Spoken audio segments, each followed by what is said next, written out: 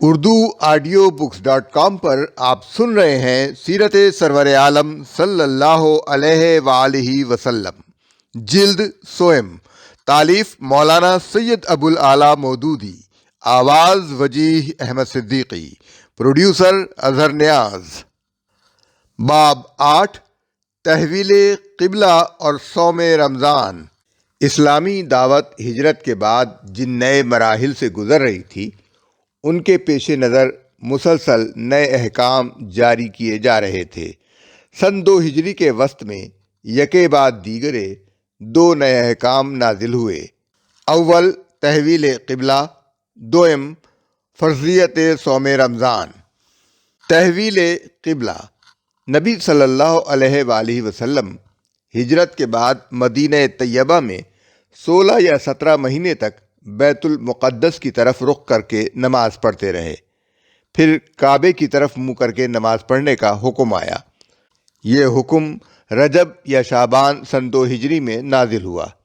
ابن سعد کی روایت ہے کہ نبی صلی اللہ علیہ وآلہ وسلم بشر رضی اللہ عنہ بن براء بن معرور کے ہاں دعوت پر گئے ہوئے تھے۔ وہاں ظہر کا وقت آ گیا اور آپ لوگوں کو نماز پڑھانے کھڑے ہوئے۔ 2 رکعتیں پڑھا چکے تھے کہ تیسری رکعت میں یکایک وحی کے ذریعے یہ آیت نازل ہوئی: مسجد حرام کی طرف رخ پھیر دو، اب جہاں کہیں تم ہو اسی کی طرف منہ کر کے نماز پڑھا کرو۔ سورہ بقرہ آیت 144۔ چنانچہ اسی وقت آپ صلی اللہ علیہ وآلہ وسلم اور آپ کی اقتداء میں جماعت کے تمام لوگ بیت المقدس سے کعبے کے رخ پھر گئے۔ اس کے بعد مدینہ اور اطراف مدینہ میں اس کی عام منادی کی گئی۔ براء بن عازب کہتے ہیں کہ ایک جگہ منادی کی آواز اس حالت میں پہنچی کہ لوگ رکوع میں تھے، حکم سنتے ہی سب کے سب اسی حالت میں کعبے کی طرف مڑ گئے۔ انس رضی اللہ عنہ بن مالک کہتے ہیں کہ بنی سلمہ کے محلے کی مسجد میں یہ اطلاع دوسرے روز صبح کی نماز کے وقت پہنچی۔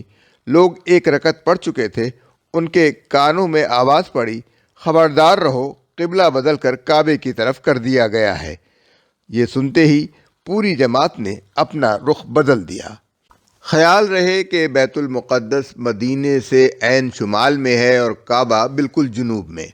نماز باجماعت پڑھتے ہوئے قبلہ تبدیل کرنے میں لا محالہ امام کو چل کر مقتدیوں کے پیچھے آنا پڑا ہوگا، اور مقتدیوں کو صرف رخ ہی نہ بدلنا پڑا ہوگا بلکہ کچھ نہ کچھ انہیں بھی چل کر اپنی صفیں درست کرنی پڑی ہوں گی۔ چنانچہ بعض روایات میں یہی تفصیل مذکور بھی ہے۔ دراصل تحویل قبلہ کا حکم آنے سے پہلے ہی نبی صلی اللہ علیہ وآلہ وسلم اس کے منتظر تھے۔ آپ صلی اللہ علیہ وآلہ وسلم خود یہ محسوس فرما رہے تھے کہ بنی اسرائیل کی امامت کا دور ختم ہو چکا ہے اور اس کے ساتھ بیت المقدس کی مرکزیت بھی رخصت ہوئی۔ اب اصل مرکز ابراہیمی کی طرف رخ کرنے کا وقت آ گیا ہے۔ سورہ بقرہ کی آیت 144 میں فرمایا: یہ تمہارے منہ کا بار بار آسمان کی طرف اٹھنا ہم دیکھ رہے ہیں، لو ہم اسی قبلے کی طرف تمہیں پھیرے دیتے ہیں جسے تم پسند کرتے ہو۔ یہود و نصارہ اور منافقین تو مسلمانوں پر جاؤ بیجا اعتراض کا موقع کبھی ہاتھ سے نہیں جانے دیتے تھے۔ یہ تو ایک بڑی اہم تبدیلی تھی، وہ کیوں خاموش رہتے؟ اس کا ذکر کرتے ہوئے سورہ بقرہ کی آیت 142 میں فرمایا: نادان لوگ ضرور کہیں گے انہیں کیا ہوا کہ پہلے یہ جس قبلے کی طرف رخ کر کے نماز پڑھتے تھے اس سے یکایک پھر گئے۔ ان نادانوں کے اعتراض کا جواب دیتے ہوئے اہل ایمان کو بتایا گیا: ان کے دماغ تنگ ہیں، نظر محدود ہے اور یہ سمت اور مقام کے بندے بنے ہوئے ہیں۔ ان کا گمان یہ ہے کہ خدا کسی خاص سمت میں مقید ہے، اس لیے سب سے پہلے ان کے جاہلانہ اعتراض کی تردید میں یہی فرمایا گیا: ان سے کہو مشرق اور مغرب سب اللہ کے ہیں۔ یعنی کسی سمت کو قبلہ بنانے کے معنی یہ نہیں ہے کہ اللہ اس طرف ہے۔ جن لوگوں کو اللہ نے ہدایت بخشی ہے وہ اس قسم کی تنگ نظریوں سے بالا تر ہوتے ہیں اور ان کے لیے عالمگیر حقیقتوں کے ادراک کی راہ کھل جاتی ہے۔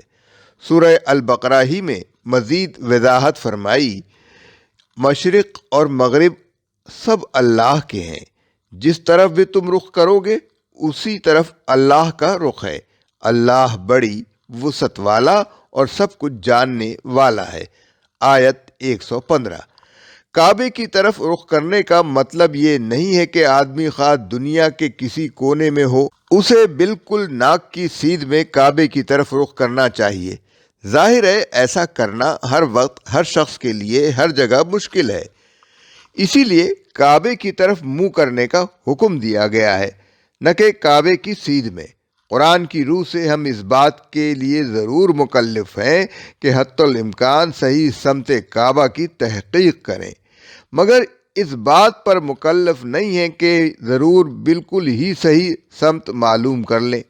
جس سمت کے متعلق ہمیں امکانی تحقیق سے ظن غالب حاصل ہو جائے کہ یہ سمت کعبہ ہے، ادھر نماز پڑھنا یقیناً صحیح ہے۔ اور اگر کہیں آدمی کے لیے سمت قبلہ کی تحقیق مشکل ہو یا وہ کسی ایسی حالت میں ہو کہ قبلے کی طرف اپنی سمت قائم نہ رکھ سکتا ہو، مثلاً ریل یا کشتی میں، تو جس طرف اسے قبلے کا گمان ہو یا جس طرف رخ کرنا اس کے لیے ممکن ہو اسی طرف وہ نماز پڑھ سکتا ہے۔ البتہ اگر دوران نماز صحیح سمت قبلہ معلوم ہو جائے یا صحیح سمت کی طرف نماز پڑھنا ممکن ہو جائے تو نماز کی حالت ہی میں اس طرف پھر جانا چاہیے۔ تفہیم القرآن جلد اول صفحہ 122۔ یعنی اللہ نہ شرقی ہے نہ غربی، وہ تمام سمتوں اور مقاموں کا مالک ہے، مگر خود کسی سمت یا مقام میں مقید نہیں ہے، لہذا اس کی عبادت کے لیے کسی سمت یا کسی مقام کو مقرر کرنے کے معنی یہ نہیں ہے کہ اللہ وہاں یا اس طرف رہتا ہے، اور نہ یہ کوئی جھگڑے اور بحث کرنے کے قابل بات ہے کہ پہلے تم وہاں یا اس طرف عبادت کرتے تھے، اب تم نے اس جگہ یا سمت کو کیوں بدل دیا۔ ان اللہ واسع علیم، اللہ بڑی وسعت والا اور سب کچھ جاننے والا ہے۔ یعنی اللہ تعالیٰ محدود، تنگ دل، تنگ نظر اور تنگ دست نہیں ہے، جیسا کہ تم لوگوں نے اپنے اوپر قیاس کر کے اسے سمجھ رکھا ہے، بلکہ اس کی خدائی بھی وسیع ہے اور اس کا زاویہ نظر اور دائرہ فیض بھی وسیع، اور وہ یہ بھی جانتا ہے کہ اس کا کون سا بندہ کہاں کس وقت کس نیت سے اس کو یاد کر رہا ہے۔ امت محمدیہ پیشوائے عالم نادان تحویل قبلہ کو محض ایک سمت سے دوسری سمت کی طرف پھرنا سمجھ رہے ہیں، حالانکہ دراصل بیت المقدس سے کعبے کی طرف سمت قبلہ کا پھرنا یہ معنی رکھتا ہے کہ اللہ نے بنی اسرائیل کو دنیا کی پیشوائی کے منصب سے باضابطہ معزول کیا اور امت محمدیہ کو اس پر فائز کر دیا۔ دنیا میں ایک امت کی راست روی کا یہ انتہائی ثمرہ ہے کہ وہ اللہ کے امر تشریعی سے اقوام عالم کی رہنما و پیشوا بنائی جائے اور نوع انسانی کو خدا پرستی اور نیکی کے راستے پر چلانے کی خدمت اس کے سپرد کی جائے۔ یہ منصب جس امت کو دیا گیا، حقیقت میں اس پر اللہ کے فضل و انعام کی تکمیل ہو گئی۔ اللہ تعالیٰ یہاں یہ فرما رہا ہے کہ تحویل قبلہ کا یہ حکم دراصل اس منصب پر تمہاری سرفرازی کا نشان ہے، لہذا تمہیں اس لیے بھی ہمارے اس حکم کی پیروی کرنی چاہیے کہ ناشکری و نافرمانی کرنے سے کہیں یہ منصب تم سے چھین نہ لیا جائے۔ اس کی پیروی کرتے رہو گے تو یہ نعمت تم پر مکمل کر دی جائے گی۔ اس حکم سے مقصود یہ دیکھنا بھی تھا کہ کون لوگ ہیں جو جاہلیت کے تعصبات اور خاک و خون کی غلامی میں مبتلا ہیں، اور کون ہیں جو ان بندشوں سے آزاد ہو کر حقائق کا صحیح ادراک کرتے ہیں۔ ایک طرف اہل عرب اپنے وطنی اور نسلی فخر میں مبتلا تھے، اور عرب کے کعبے کو چھوڑ کر باہر کے بیت المقدس کو قبلہ بنانا ان کی اس قوم پرستی کے بت پر ناقابل برداشت ضرب تھا۔ دوسری طرف بنی اسرائیل اپنی نسل پرستی کے غرور میں پھنسے ہوئے تھے اور اپنے آبائی قبیلے کے سوا کسی دوسرے قبیلے کو برداشت کرنا ان کے لیے محال تھا۔ ظاہر ہے کہ یہ بت جن لوگوں کے دلوں میں بسے ہوئے ہوں وہ اس راستے پر کیسے چل سکتے ہیں جس کی طرف اللہ کا رسول انہیں بلا رہا تھا۔ اس لیے اللہ نے ان بت پرستوں کو سچے حق پرستوں سے الگ چھانٹ دینے کے لیے پہلے بیت المقدس کو قبلہ مقرر کیا، تاکہ جو لوگ عربیت کے بت کی پرستش کرتے ہیں وہ الگ ہو جائیں۔ جب تک بنی اسرائیل کی امامت کا دور تھا، بیت المقدس مرکز دعوت رہا اور وہی قبلہ اہل حق بھی رہا۔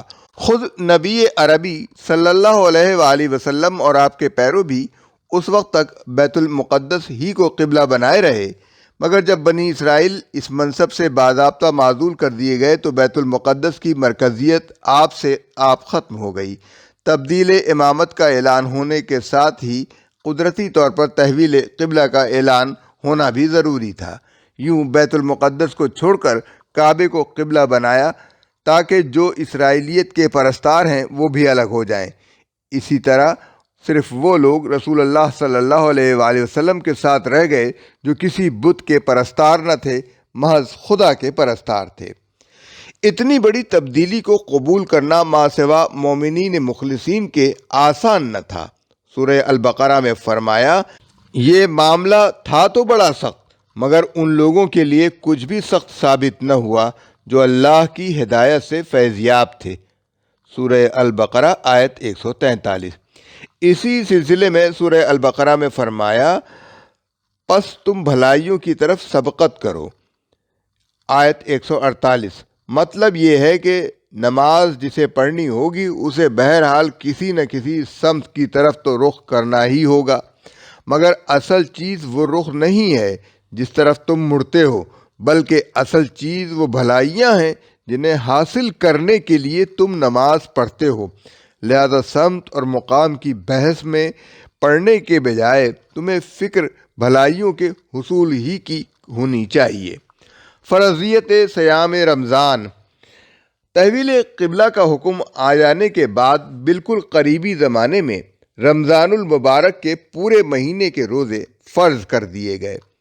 اس طرح فرض عبادات میں 5 وقتہ نماز کے بعد یہ دوسرا حکم تھا جو ایک متعین شکل میں جاری کیا گیا۔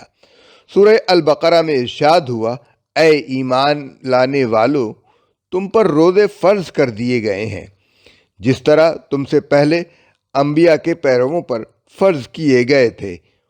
اس سے توقع ہے کہ تم میں تقوی کی صفت پیدا ہوگی۔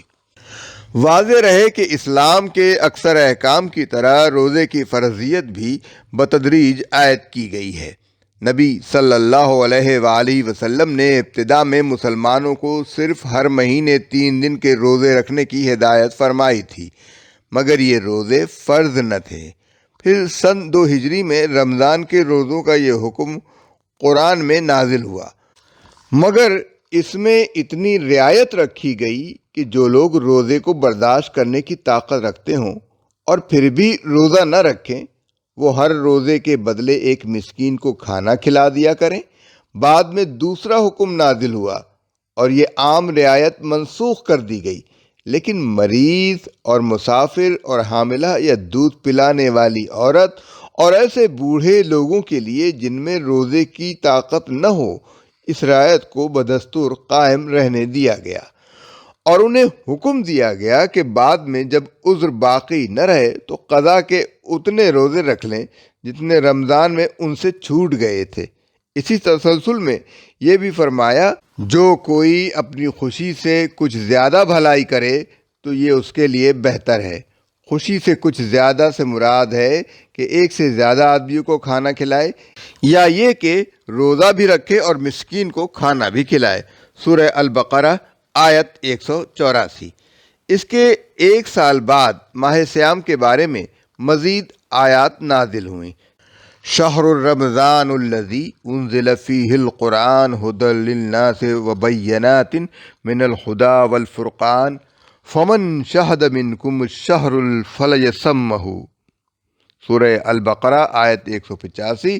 رمضان وہ مہینہ ہے جس میں قرآن نازل کیا گیا جو انسانوں کے لیے سراسر ہدایت ہے اور ایسی واضح تعلیمات پر مشتمل ہے جو راہ راست دکھانے والی اور حق و باطل کا فرق کھول کر رکھ دینے والی ہیں۔ لہذا اب سے جو شخص اس مہینے کو پائے اس کو لازم ہے کہ اس مہینے کے پورے روزے رکھے۔ یہاں رمضان اور قرآن کے تعلق کا حوالہ اس لیے دیا گیا ہے کہ رمضان کے روزوں کو صرف عبادت اور صرف تقوی کی تربیت کی بنا پر ہی اہم نہیں ٹھہرایا گیا، بلکہ اس لیے بھی کہ رمضان ہی میں اللہ تعالیٰ نے قرآن کی شکل میں ایک عظیم الشان نعمت ہدایت ہمیں عطا فرمائی ہے۔ قرآن ہم کو اس لیے عطا فرمایا گیا ہے کہ ہم اللہ تعالیٰ کی رضا کا راستہ جان کر خود اس پر چلیں اور دنیا کو اس پر چلائیں۔ اس مقصد کے لیے ہم کو تیار کرنے کا بہترین ذریعہ روزہ ہے۔ لہذا نزول قرآن کے مہینے میں ہماری روزہ داری صرف عبادت ہی نہیں ہے اور صرف اخلاقی تربیت ہی نہیں ہے، بلکہ اس کے ساتھ خود اس نعمت قرآن کی بھی صحیح اور موزوں شکر گزاری ہے۔ اسی آیت میں یہ بھی واضح کر دیا گیا کہ جو کوئی مریض ہو یا سفر پر ہو تو وہ دوسرے دنوں میں روزوں کی تعداد پوری کرے۔ سفر کی حالت میں روزہ رکھنا یا نہ رکھنا آدمی کے اختیار تمیزی پر چھوڑ دیا گیا ہے۔ نبی صلی اللہ علیہ وآلہ وسلم کے ساتھ جو صحابہ کرام سفر میں جایا کرتے تھے ان میں سے کوئی روزہ رکھتا تھا اور کوئی نہ رکھتا تھا، اور دونوں گروہوں میں سے کوئی دوسرے پر اعتراض نہ کرتا تھا۔ خود حضرت صلی اللہ علیہ وآلہ وسلم نے بھی کبھی سفر میں روزہ رکھا ہے اور کبھی نہیں رکھا ہے۔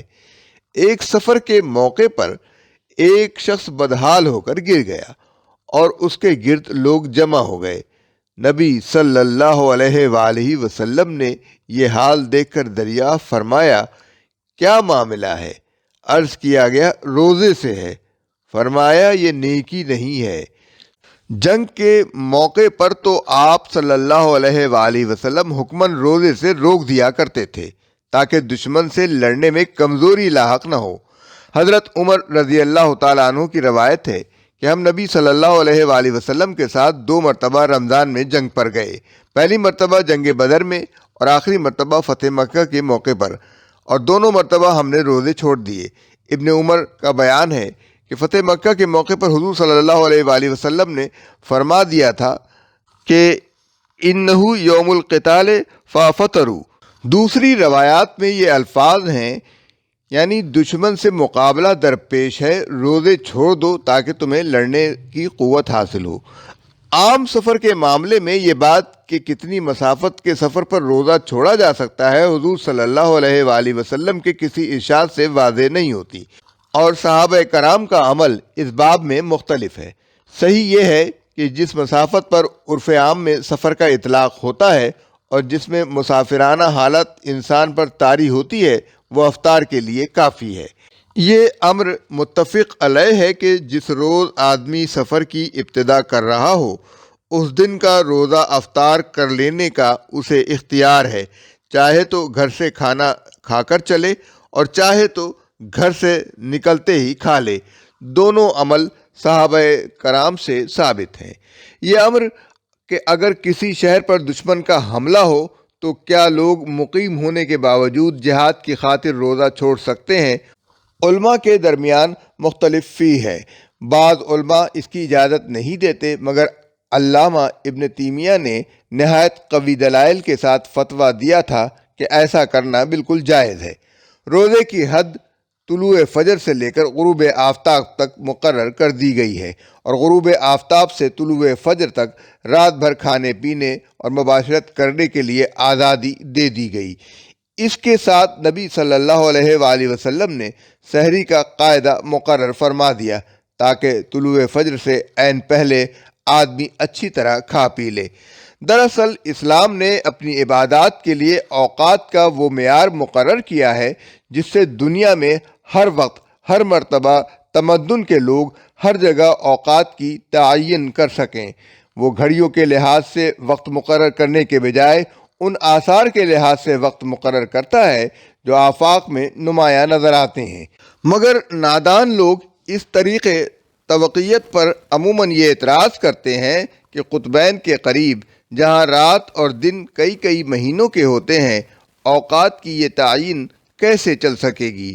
حالانکہ یہ اعتراض دراصل علم جغرافیہ کی سرسری واقفیت کا نتیجہ ہے۔ حقیقت میں نہ وہاں 6 مہینوں کی رات اس معنی میں ہوتی ہے اور نہ 6 مہینوں کا دن جس معنی میں ہم خط استوا کے آس پاس رہنے والے لوگ دن اور رات کے لفظ بولتے ہیں، خواہ رات کا دور ہو یا دن کا۔